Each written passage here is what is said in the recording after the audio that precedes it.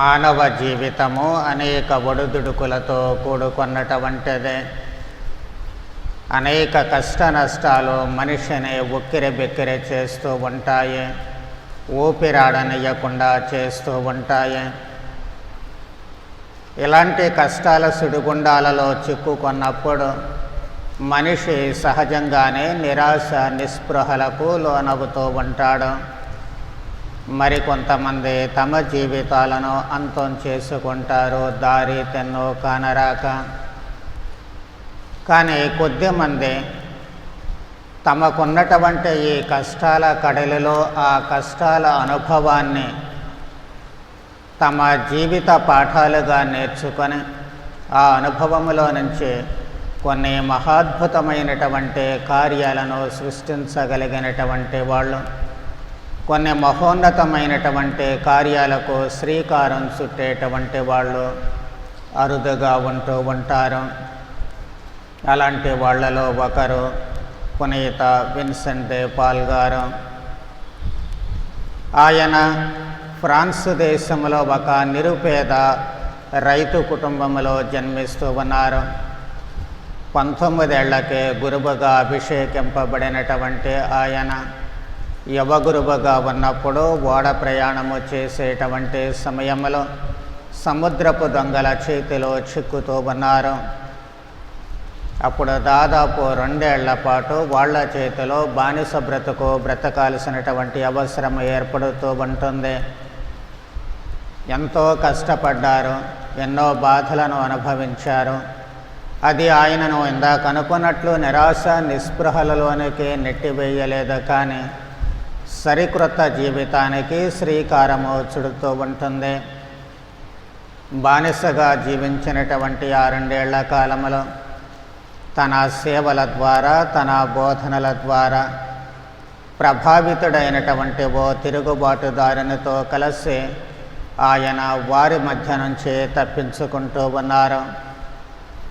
ఆ తర్వాతనే 1619వ సంవత్సరంలో లూయిస్ రాసో ఆయనను ఆల్మోనర్ జనరల్, అంటే అక్కడ ఉండేటువంటి జైళ్లకు తరువాత వ్యాధిగ్రస్తులకు ఓ ప్రధానమైనటువంటి అజమాయిషీ దాతగా ఆయనను నియమిస్తూ ఉన్నారు. దీని ద్వారా తాను జీవించినటువంటి ఆ బానిసత్వ జీవితము ఆయన మనస్సులో సరికొత్త ఆలోచనలను రూపుదిద్దుకునేటట్లు చేస్తూ ఉంటుంది. తన జీవితానుభవము ద్వారా మానవ జీవితము ఎంత కష్టాలు పడుతుందో అర్థమైంది. కాబట్టి ఆయన జైలులో ఉన్నటువంటి ఖైదీల జీవితాలు, అలాగే అక్కడ ఉన్నటువంటి గల్లీల్లో ఉన్న ఈ బానిసల యొక్క జీవితాలను మెరుగుపరచడానికి చాలా కృషి చేశారు. అందుకే ఆయన వెంటనే అక్కడ హాస్పిటల్స్ నిర్మాణాన్ని చేపట్టారు. ఎంతోమంది పేద రోగులకు ఆయన వైద్య సదుపాయాలు అందిస్తూ ఉన్నారు. తద్వారా ఆయన అందించేటువంటి భౌతిక ఆధ్యాత్మిక సేవలకు ప్రభావితులైనటువంటి అనేక మంది క్రైస్తవ్యాన్ని స్వీకరిస్తూ ఉన్నారు. ఆ తరుణంలోనే 1626వ సంవత్సరంలో ఆయన ఆలోచనలకు అనుగుణంగా ఉన్నటువంటి వారు ఆయన భావాలను అంగీకరించి వాటికి ప్రభావితులైనటువంటి కొంతమంది గురువులతో కలిసి ఒక నూతన సభను ఏర్పాటు చేస్తూ ఉన్నారు. విన్సెన్షియన్స్ అని చెప్పి ఈరోజు మనం పిలిచేటువంటి వాళ్ళు congregation of the priests of the mission అనేటువంటి పేరుతో ఆయన ఈ సభను స్థాపిస్తూ ఉన్నారు. వీళ్ళంతా కూడా చేసినటువంటిది ఏమిటి అంటే, పేదల రక్షణ కోసం కంకణం కట్టుకొని తమ జీవితాలను అంకితం చేస్తూ ఉన్నారు. వీళ్ళు చేసేటువంటి ఈ పనులను చూచి, వాళ్ళ ఆలోచనలు భావాలను చూచి ఫ్రాన్స్లో అనేక మంది బిషప్ గారు తమ గురు విద్యాలయాలను వీరికి అప్పచెపుతూ ఉన్నారు. వీళ్ళు ట్రైనింగ్ ఇస్తే గురువులు చాలా ఉత్తమమైనటువంటి గురువులుగా తయారవుతారు అన్నటువంటి భావనతో అప్పట్లో ఫ్రెంచ్ విప్లవం వచ్చినటువంటి నేపథ్యంలో దాదాపు 3 వంతులలో 1 వంతు విద్యాలయాలు, అంటే ఈ సెమినరీలన్నీ కూడా వీరి ద్వారానే నడపబడుతూ ఉన్నాయి. గురువులకు సాధారణ క్రైస్తవులకు ఈయన జ్ఞానబడకాలు ఇస్తూ ఉండేవాళ్ళు. తద్వారా ఆధ్యాత్మిక జీవితాన్ని మెరుగుపరచడానికి చాలానే కృషి చేశారని చెప్పుకోవచ్చు. అదే సమయంలో ప్యారిస్ నగరంలో ఉన్నటువంటి అత్యంత పేదలకు తమ సేవలను విస్తరింపచేస్తూ ఉన్నారు. ఒకవైపు సెమినరీలు నడిపించుకుంటూ ఆధ్యాత్మిక వడకాలు నిర్వహించుకుంటూ రెండవ వైపున ఈ నిరుపేదల సేవను ప్రారంభిస్తూ ఉన్నారు. అప్పుడే ఈ దాతృత్వ స్త్రీలు అనేటువంటి పేరుతో, లేడీస్ ఆఫ్ చారిటీ అనేటువంటి పేరుతో కొంతమంది ఉదారులైనటువంటి స్త్రీలను ప్రోగు చేసి ఓ సంఘముగా వారిని ఏర్పాటు చేసి పేదలకు తమ ఉదారత ద్వారా సేవ చేసేటట్లు చేస్తూ ఉన్నారు. దాని ఫలితంగానే ప్యారిస్ నగరంలో ఒక మహోద్భుతమైనటువంటి హాస్పిటల్ను నిర్మించడానికి అవకాశం కలిగింది. సిటీ హాస్పిటల్గా పేరు పొందినటువంటి ఆ హాస్పిటల్ చివరకు ప్యారిస్ నగర జనరల్ హాస్పిటల్గా రూపుదిద్దుకుంటూ ఉంటుంది. ఈ దాతృత్వ స్త్రీలు తాము స్వయముగా కాంట్రిబ్యూట్ ఇచ్చినటువంటి విరాళాల ద్వారానే ఆ హాస్పిటల్ నడవబడుతూ ఉంటుంది. కేవలము దాన్ని ఒక హాస్పిటల్గా మాత్రమే కాదు, అది అనాథలకు ఆశ్రయమిచ్చేటువంటి ఒక ఆశ్రయముగా, శరణాలయముగా కూడా దాన్ని మలుస్తూ ఉన్నారు.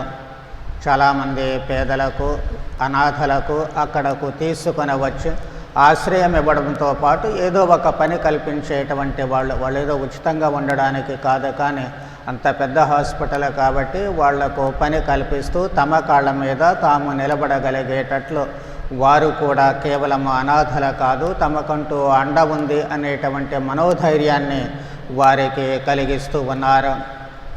ఈ జనరల్ హాస్పిటల్తో పాటు అనాథాశ్రమాన్ని, అలాగే వృద్ధుల ఆశ్రమాన్ని, మానసిక వికలాంగుల ఆశ్రమాన్ని, కుష్ఠవ్యాధిగ్రస్తులకు మరో ఆశ్రమాన్ని ఆయన స్థాపిస్తూ ఉన్నారు.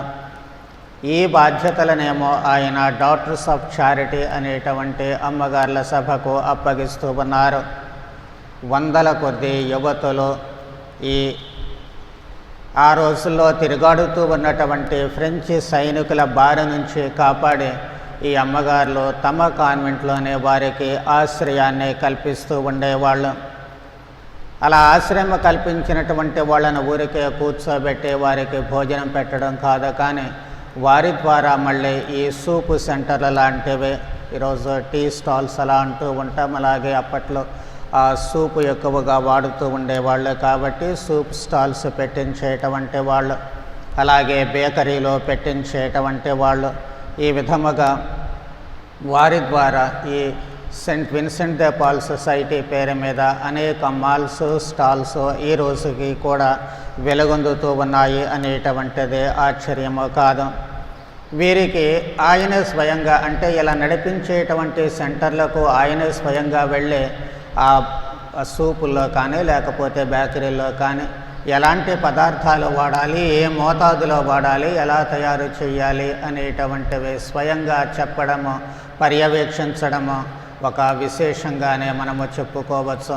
తనకున్నటువంటి అన్ని పనులలో కూడా తాను తీరిక సమయాన్ని కల్పించుకుని ఈ బాధ్యతలను కూడా నిర్వహిస్తూ తద్వారా వారు ఏ లోపము లేకుండా తాము ఉత్తమమైనటువంటి వ్యక్తులుగా సంఘములో జీవించడానికి ఓ అవకాశాన్ని కల్పిస్తూ ఉండేవాళ్ళం. అలాగే ఈ సెంటర్ ద్వారానే పేద రైతులకు విత్తనాలు పంపిణీ చేసేవాళ్ళు, అవసరమైనటువంటి వారికి ధన పంపిణీ కూడా చేస్తూ ఉండేవాళ్ళం. ట్యూనిస్ తర్వాత అల్జీరియస్, బిజెడ్డాలలో దాదాపు 30,000 మంది క్రైస్తవ బానిసలను ఈయన చేరదీస్తూ ఉన్నారు. అక్కడకు తమ గురువులు, బ్రదర్లు, మఠవాసులను పంపిస్తూ ఉండేవాళ్ళు. అయితే ఈ బానిసలు, అక్కడున్నటువంటి బానిసలకు తమ కుటుంబాలతో ఎలాంటి సంబంధ బాంధవ్యాలు ఉండేవి కాదు. అందుచేత ఈ బానిసలకు ఆధ్యాత్మిక అవసరాలు తీర్చడం మాత్రమే కాదు, కానీ ఈ గురువులు చేసిన పని వారి కుటుంబాలకు వీళ్లకు అనుసంధానకర్తలుగా పనిచేసి వారి మధ్య ఈ సమాచారాన్ని పంపించుకోవడానికి, బాగోగులు తెలుసుకోవడానికి వీళ్ళే ఒక బ్రిడ్జిలాగా తోడ్పడుతూ ఉన్నారు, సమాచార సాధనాల్లాగా తోడ్పడుతూ ఉన్నారు. మరో మాటలో చెప్పుకోవాలంటే మధ్యవర్తుల్లాగా పనిచేసి ఇటు ఈ బానిసల జీవితాలలో సరికొత్త వెలుగును వీళ్ళు నింపుతూ ఉన్నారు. ఒక రకంగా వారిదిగా వీళ్ళు పనిచేస్తూ ఉన్నారు. పునీత విన్సెంట్ డే పాల్ గారు తన జీవితకాలం మొత్తంలో దాదాపు 1200 మంది బానిసలను వాళ్ళ బంధ విముక్తిని చేస్తూ ఉన్నారు. అంటే బానిసత్వం నుంచి వారికి డబ్బు చెల్లించి కొనేస్తూ స్వేచ్ఛను ప్రసాదిస్తూ ఉన్నారు. అందుకోసమో గణాంకాల ప్రకారము దాదాపుగా ఆ రోజుల్లోనే $60 లక్షల ఖర్చు పెట్టారు. అప్పుడు $60 లక్షల అంటే ఈ రోజున మనం లెక్కలేసుకున్నట్లయితే దాదాపు 44.5 కోట్ల రూపాయలు వెచ్చించి 1200 మంది బానిసలకు స్వేచ్ఛను ప్రసాదిస్తూ ఉన్నారు. ఇంత గొప్పగా ఈయన చేసినటువంటి ఈ పనులన్నిటికీ కూడా కారణము ఒకే ఒకటే, అదే ప్రార్థన, ధ్యానము. ప్రభువు మాదిరిగా ఏనాడు ఆయన ప్రార్థనను విడిచిపెట్టలేదు, అలాగే ధ్యానాన్ని విడిచిపెట్టలేదు. దైవ కృప మీద ఆయనకు అనంతమైనటువంటి నమ్మకము ఉంది. అందుకే ఆయనలో ఎప్పుడూ కూడా ఎన్ని పనులు చేస్తూ ఉన్నప్పటికీ వినయము, అణుకువల మాత్రమే కనిపిస్తూ ఉండేవి. దీని మూలంగానే నాడు ఆయన స్థాపించినటువంటి విన్సెంట్ డే పాల్ సొసైటీ, అంటే ప్రారంభంలో స్త్రీలు ప్రారంభించినప్పటికీ కూడా ఆ తరువాత ఈ రోజున ప్రపంచంలో విన్సెంట్ డే పాల్ సొసైటీ అనేక శాఖలుగా విస్తరిస్తూ ఉంది. అత్యంత పేదవారికి తమ సేవలను అందిస్తూ ఉంటుంది. మన మేత్రాసనంలో కూడా దాదాపు అన్ని విచారణలలో ఈ విన్సెంట్ డే పాల్ సొసైటీ స్థాపించబడుతూ ఉంటుంది. అనేక మందికి ఇళ్ళు కట్టించడము కానీ, లేకపోతే పేదలకు వస్త్రాలు ఇవ్వడం కానీ, కొంతమందిని వీళ్ళు దత్తత తీసుకునే వారికి అవసరమైనటువంటి సౌకర్యాలు కల్పించడము కానీ, భోజన పదార్థాలు అందించడము కానీ అనేక సేవలు చేస్తూ ఉన్నారు. అంటే ఇది ఈ పునీతుని స్ఫూర్తే. ఈ రోజున మనం ఈయన్ని స్మరించుకునేటువంటి నేపథ్యంలో అనేక మంది అనేక విధాలైనటువంటి జీవిత విధానాలలో ఎదురు దెబ్బలు తిన్నప్పుడు ప్రారంభంలో అనుకున్నట్లు కృంగి కృషించిపోవడం కాదు, కానీ మొట్టమొదటిగా మనం నేర్చుకోవలసింది మన బాధలలో నుంచే, మన జీవితానుభవంలో నుంచి కొన్ని క్రొత్త ఆలోచనలు పుట్టుకొచ్చేటట్లు చేసుకోవాలి. క్రొత్త జీవితానికి ఆవిర్భావాన్ని కలిగించాలి. జీవితము నేర్పేటువంటి పాఠాలలో నుంచి సరికొత్త ఆలోచనలతో మనము కొన్ని పనులైనా చేయగలగడానికి అవకాశాన్ని కల్పించుకునేటట్లుగా చేయాలి. అలా చేయాలి అంటే ప్రార్థన చాలా ముఖ్యమైనటువంటిది. ప్రార్థన మీద మనము మన జీవితాలను ఆధారపడేటట్లు చేసుకునేటట్లయితే, దైవకృప మీద నమ్మకాన్ని పెంచుకునేటట్లు చేసినట్లయితే మనము పడేటువంటి కష్టాలు, మనము పొందినటువంటి జీవితానుభవము ఇతరులకు ఉన్నతమైనటువంటి స్థాయిని కల్పించేటట్లు చేయగలగాలి. నేను పడిన కష్టం మరో మనిషి పడకూడదు అన్న ఆలోచన ఎప్పుడైతే ఉంటుందో ఖచ్చితంగా ఒక క్రొత్త ఆలోచన పుట్టుకు రావడానికి అవకాశము కలుగుతూ ఉంటుంది. నేను పొందిన బాధలు ఇతరులు కూడా పొందకుండా నేను ఏదైనా మంచి చేయాలి, నేను ఏదో ఒకటి చేయాలి, ఈ బాధలు ఇతరులకు రాకూడదు, ఈ దుర్భర జీవితాలు ఇతరుల జీవితాలలో ఉండకూడదు, మనిషిలో ఉండే నిరాశ నిస్పృహలను తొలగించడానికి నేనేం చేయగలను అనేటువంటి ఒక చిన్ని ఆలోచన మనిషికి ఉంటే చాలు. తనదైన పరిధిలో ఈ పునీతుని మాదిరిగా గొప్ప గొప్ప అద్భుతాలు చేయలేకపోవచ్చేమో, కానీ మన పరిధిలో మన చుట్టూ ఒకరికైనా, ఇద్దరికైనా, కొంతమందికైనా సరే మనము వాళ్ళ జీవితాలు మెరుగుపడేటట్లు సాయపడగలిగితే అప్పుడే మన జీవితాలు ధన్యమవుతాయి. అందుకు అవసరమైనటువంటిది ఉదార స్వభావము. ఆ ఉదారత ఉంటే చాలు, మనము ఇతరుల జీవితాలలో వెలుగు నింపుకోగలము. అలా వెలుగు నింపితే మన జీవితాలకు తృప్తి, సార్థకత అనేటువంటిది లభిస్తూ ఉంటుంది. కాబట్టి ఇలాంటి ఉదారత మనలో కూడా ఉండేటట్లు, మన జీవిత పాఠాల ద్వారా పొందినటువంటి అనుభవాలు ఇతరుల అభ్యున్నతికి ఉపయోగపడేటట్లు అవసరమైన వరానుగ్రహాలు దయచేయమని ఈ పునీతుని ద్వారా ప్రార్థన చేద్దాం. పితా పుత్ర పవిత్రాత్మ నామమున.